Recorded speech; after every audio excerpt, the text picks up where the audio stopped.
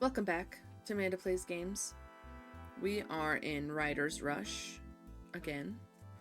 Last time we did not make it out of stage 6 or level 6 or whatever this is. Level 6. Level 1. Wally Mad Dog. Nice. But we're gonna write more books. Alright, so let's hit play and let's go. Let's make a new book. So let's do sci-fi, I suppose. Do I have... No, maybe I should do a crime one. Crime.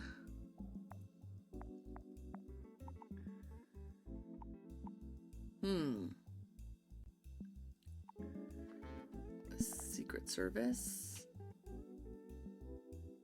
I don't have any prestige points right now. Okay, let's do a crime city book. For all people and for, like, adults. For all genders, but all adults. Let's call it... Tech Moron. Secrets of the Vanishing Moments. Okay. Do quickly. Sabrina, you remain at level 6, but you still have a chance to win. If you finish the round in first place, you will automatically advance to level 4. Do you agree? Okay. I have a focus point. Crime and City is a perfect combination. Crime City and adults will have a major effect on sales. Okay, so far we're good. Charles Dickens' novel Sketches by Boz is a collection of observations of everyday life in London in the 1830s. Okay.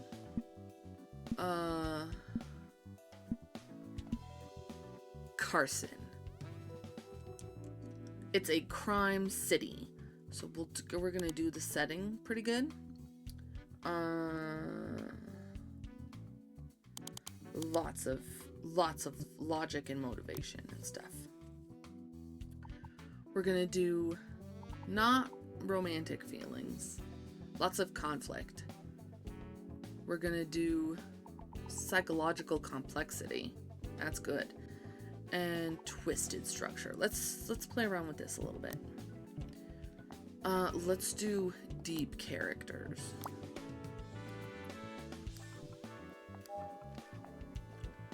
Oh no, Ian McLaren challenges me to a duel. You and Ian McLaren are making a bet. If the rating of your next book is higher than the rating of your opponent's next book, you will receive 709. If Ian McLaren writes a book with higher, you will lose 709. Why not? You tell me, I will just do what I'm doing. Oh yes, I'm accepting this, obviously. Alright, so it's a city, a crime city. In the quiet town of St. Anthony, Carson, 28, a journalist, begins to notice strange flying objects in the sky. It seems more like sci-fi. Carson, 32, a programmer, lives in a gloomy, depressive city ruled by a brutal, totalitarian regime. People think they're free, but in reality they are controlled by the government through special implants. And that does sound interesting. Low blood. A cynical elderly guard spends his days drinking ale and smoking cigars. One day, 7 dwarves get killed in the city. Holy moly. Cynical elderly guard. Vivica. A sorceress, cunning and stubborn, a potential killer. Cleaver, a dwarf with a golden beard, a potential killer. Gimli, a kleptomaniac elf, the leader of the Sharp-Eyed Gang, a potential killer. What? This is the only one that's actually a crime book. I kind of have to pick it, right?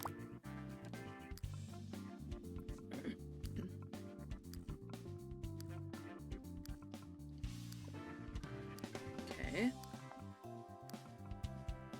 Go ahead and speed this up a little bit. Okay, instead of looking for criminals, Carson goes off on an alcoholic binge. No. Carson finds a woman's shoe at the crime scene. Oh. Carson finds some poisoned arrows. After questioning an elf, Carson finds out the whereabouts of the Sharp Eye Gang. Let's have the kleptomaniac elf be the killer.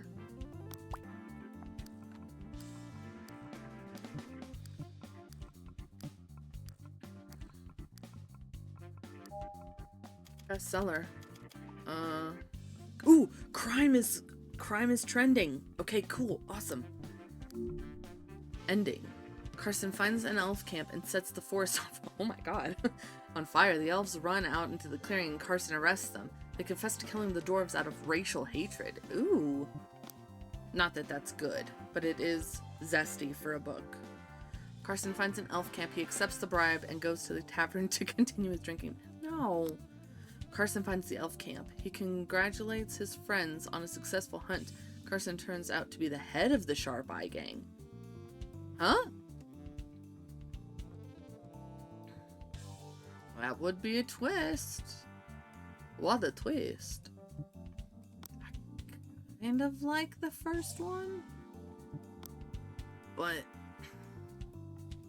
I kind of like the idea that he was the leader of the gang all along. Let's do that one.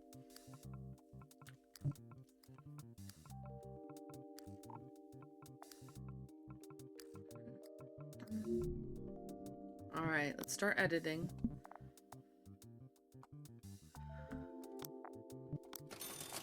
Okay, we're gonna edit a little bit.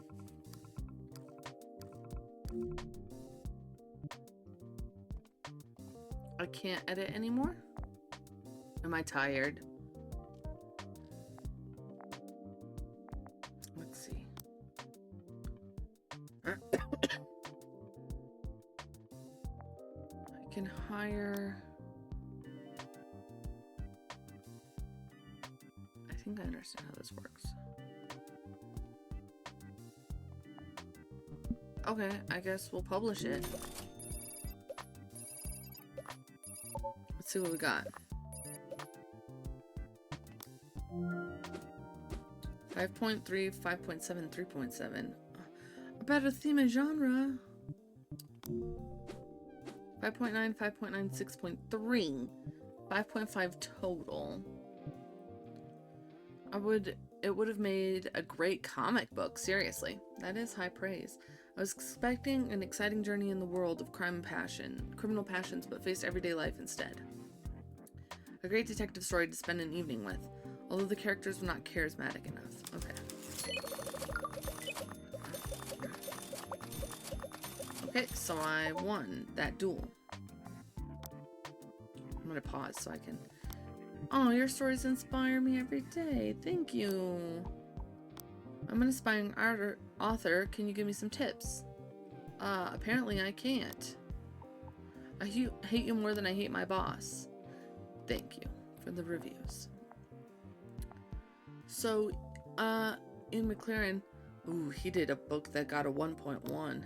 That's not good. A drama addiction, although that does sound intriguing to put together. Path of Memories, a Forgotten Memories, Crime and Addiction. What's with the addiction? Let's unlock sci-fi.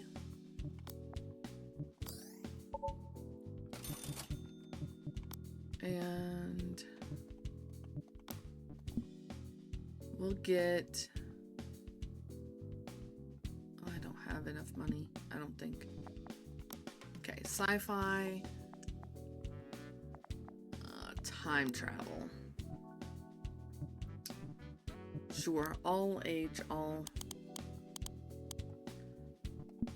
The Cell in the Desert. Fought by Chicago. Had by Idol. The Rules of the Jars. I was killed by the Priestess. Captain Nemo in the Flower. That sounds good.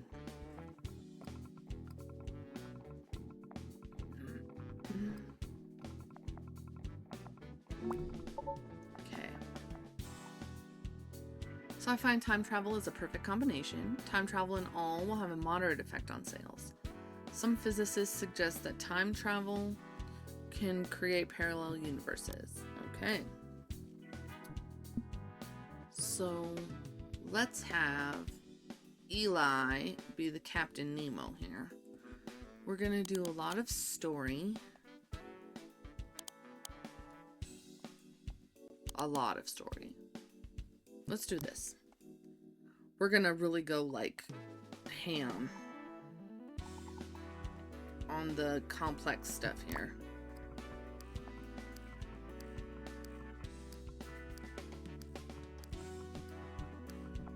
Alright, we made good money with that. Alright. So here we go. Sci-fi time travel.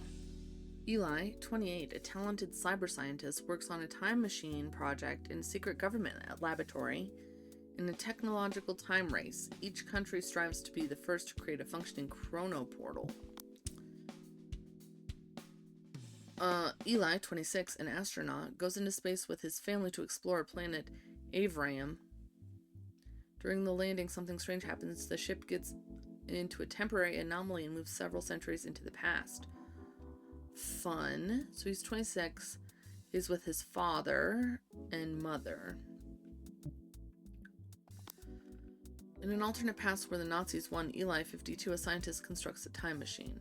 Adolf Hitler is one of the characters. Let's do this one where they were like traveling through space and then they got lost in time. That sounds fun. I wonder if the Nazi one was the winner. Climax. Okay. Meeting with ancestors. One of them is a tragic ending. One of the climaxes will lead to tragic consequences. On the planet Avram, or Avaram, the crew members meet people who are direct ancestors of Xander and Cora, who are Eli's parents. Eli learns that the artificial intelligence on the planet Avram has destroyed all life. The AI is trying to find and destroy the crew members. Eli finds a time portal and returns to the future with his family. They find themselves in a world that has changed since their disappearance.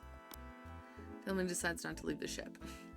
Let's go back to the future. If it worked for Doc Brown and Marty, it would work for us.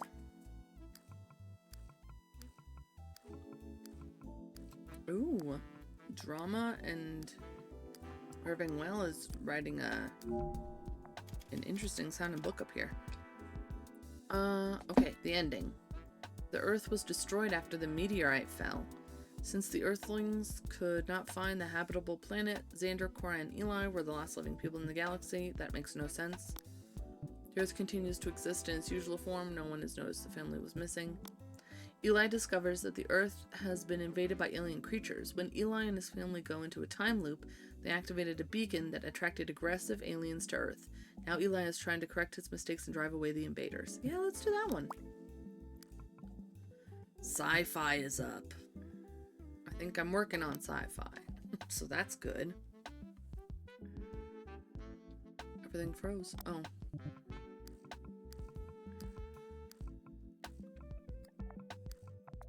Dance of Changes. Drama and alternative history.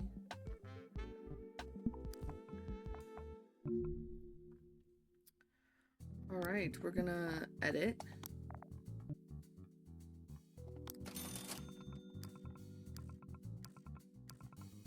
A little bit. Okay. Nice. Leveled up in speed, leveled up in writing, leveled up in research. 4.2, 3.4, 2.8. The author could have chosen a better theme and genre. I thought you guys wanted a sci-fi book. It's sci-fi, but not captivating. Okay, what did the people say? Couldn't put it aside until the very end. Better than I expected, but I had low expectations. Not only my cup of tea, but the author tried. Okay.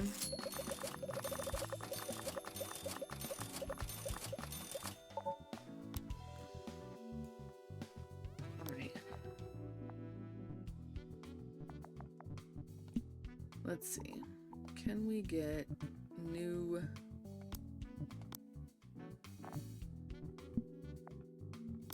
I guess we can only use these ones. I guess let's make a drama. the 1920s.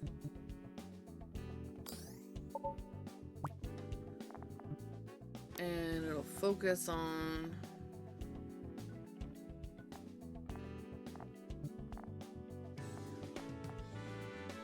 I guess I don't need to do any of that. Okay. The 1920s. A drama about the 1920s. Let's have it be targeted towards adult women.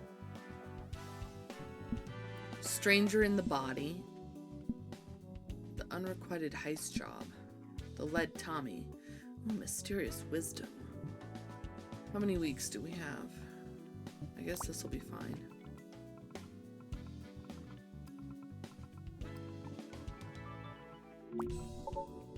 Okay. Drama in 1920s is a perfect combination. In 1920s, and adults will have a major effect on sales. Okay. The 1920s were often referred to as the Roaring Twenties. It was a time of cultural and economic growth in many parts of the world. All right. Our protagonist is going to be a lady. Her name is going to be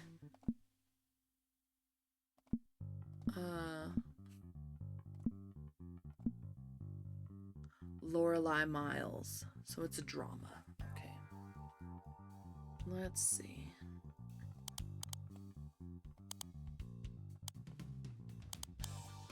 Let's do this. Okay. We're gonna do like high of everything. Except for maybe this one. This one will go this way. Twisted structure, deep subtext, complex literary style. But it'll be... no, let's have it be epic too. It'll be a 1920s dramatic epic with lots of sensuality, deep feelings, and romantic relationships. Let's do a charismatic protagonist again.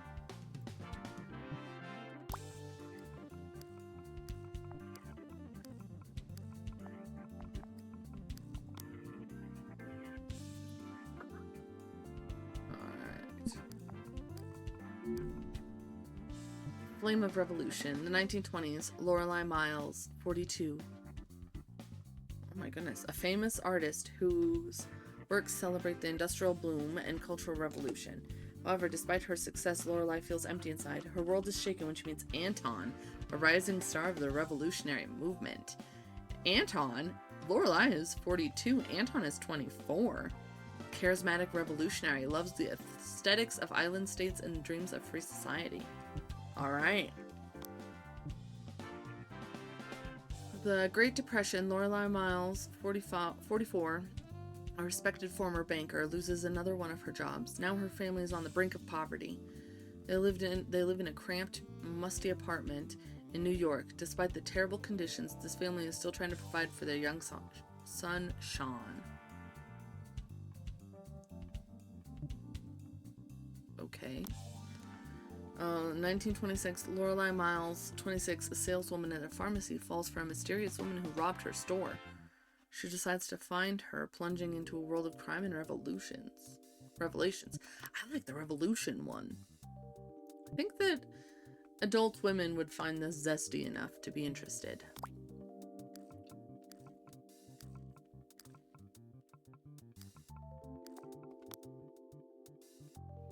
Fantasy and Nazism, huh? Interesting idea here. Okay.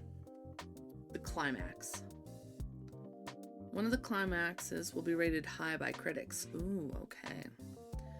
Lorelei gets involved in Anton's world, full of passion and revolutionary ideas. A forbidden passion awakens between them, which threatens the entire revolution.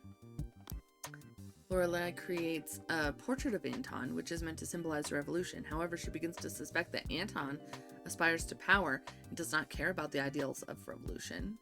It's also intriguing. Lorelei and Anton unite and lead the revolution.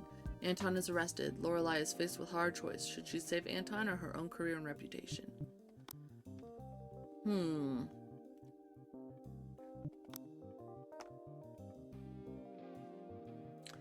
Let's have him not care about the revolution at all.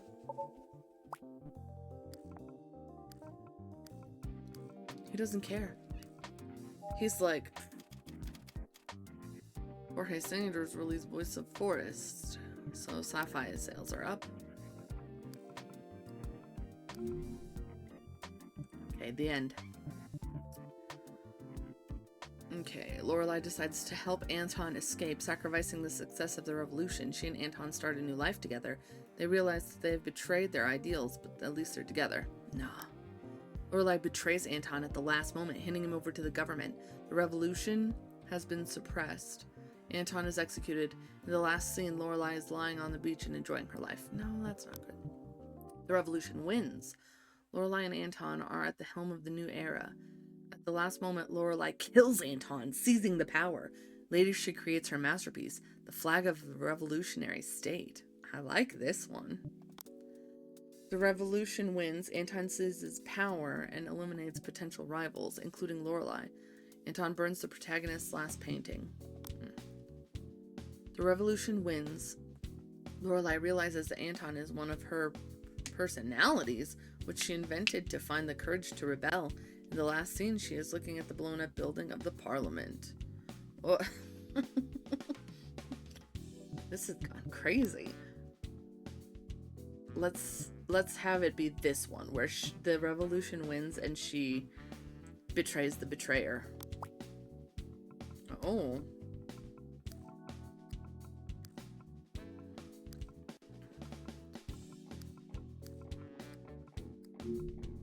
Alright, let's edit a little bit.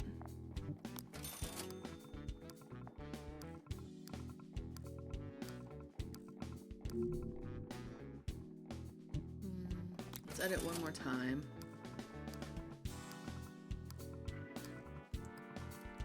Alright, let's publish it. Let's see how it goes. I think we made a saucy, crazy story. 4.5, 3.7, 5.5. Okay, the author couldn't have chosen a better theme and genre. Totally forgettable. Forget you, Verse Voyager. Dramatic twists are unconvincing and protracted. Okay, 6s. It's like diving into a sea of emotions. The adventures of the main characters are truly breathtaking. A journey into the darkest corners of the human soul. Dramatic, passionate, and intriguing to the last line. I like that one. I read this book to my grandmother in the hospital. We both burst into tears. Oh no, I'm sorry.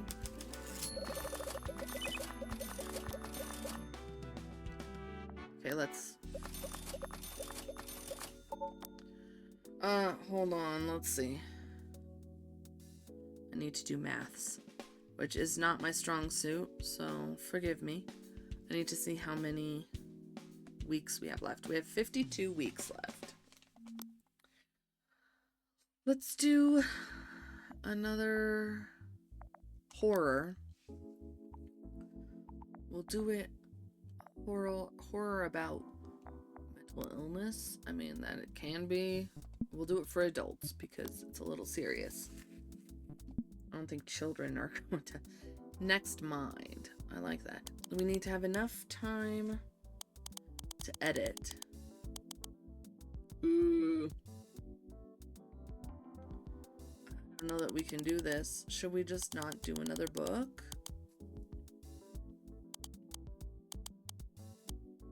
"52 weeks. I mean, we would just be pouring everything. Let's do it, I guess. Researching mental illness.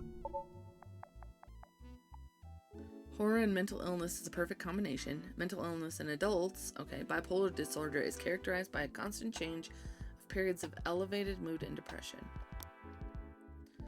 Let's have Tucker. We're not going to care about setting at all. And we're going to do like half plot and half dialogue. No, more plot. It's going to be all about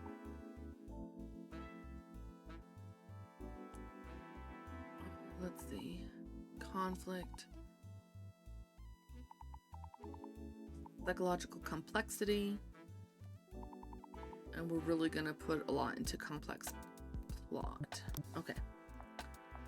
Originality.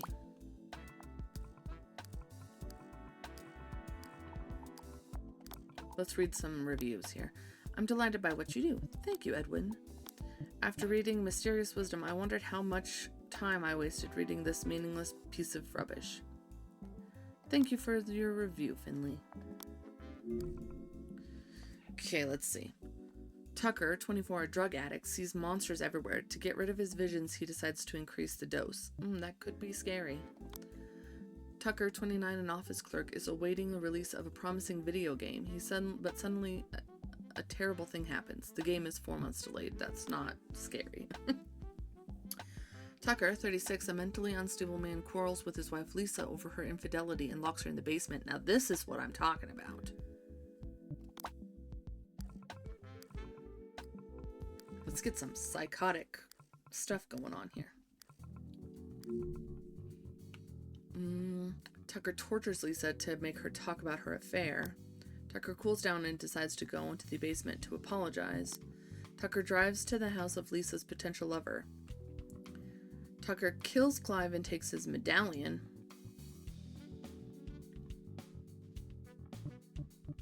I guess it is a horror. Drama. Oh, hey, that's what I'm making right now.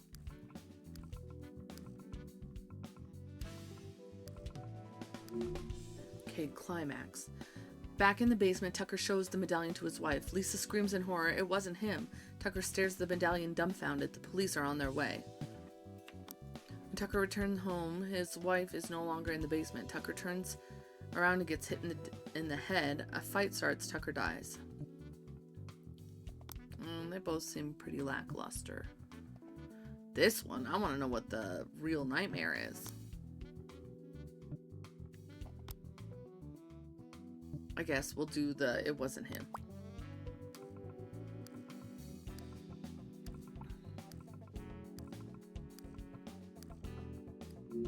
We won't have enough time to start editing a bit.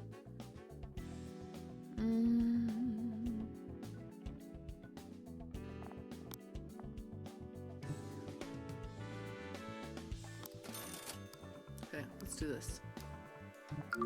Oh, okay. Oh, no, it's the end of the stage. I didn't get the last one out.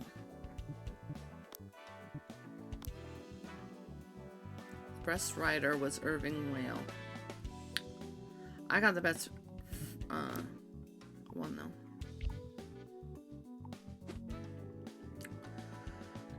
Alright, well, I'm still at the end of stage 2. I mean, I guess in stage 6, I mean. Alright, this is where we're going to end this episode, though. And in the next episode, we'll continue trying to write a good book. Alright? Okay, so thank you very much, everyone and anyone who is watching, and we'll see you in the next one. Bye-bye.